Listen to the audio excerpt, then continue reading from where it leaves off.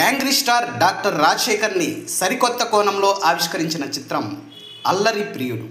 దర్శకేంద్రుడు K Raghavendra Rao రూపొందించిన ఈ సినిమాలో రమ్యకృష్ణ, మధుబాల కథానాయకులుగా కనువిందు చేయగా రావు గోపాలరావు, బ్రహ్మానందం, సుధాకర్, మనోరమ, రవితేజ, శుభ, శ్రీహరి, బాబు మోహన్, సుత్తివేలు, పి రవిశంకర్ ఇతర ముఖ్య పాత్రల్లో ఆకట్టుకున్నారు.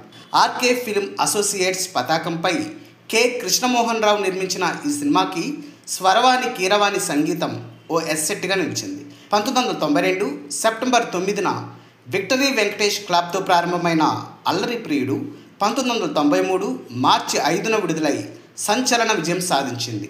అఫీషియల్ పేపర్ యాడ్ ప్రకారం అల్లరి ప్రియుడు 12 కేంద్రాలలో రజతోత్సవం జరుపుకుంది.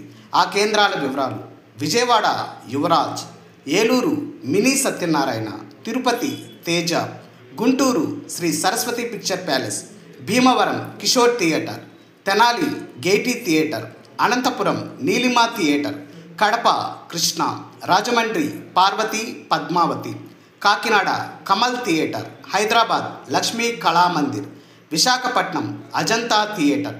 డియర్ వ్యూయర్స్, అప్పట్లో అల్లరి ప్రియుడు సినిమాని మీరు ఏ థియేటర్లో చూసారో కామెంట్ బాక్స్లో పోస్ట్ చేయండి.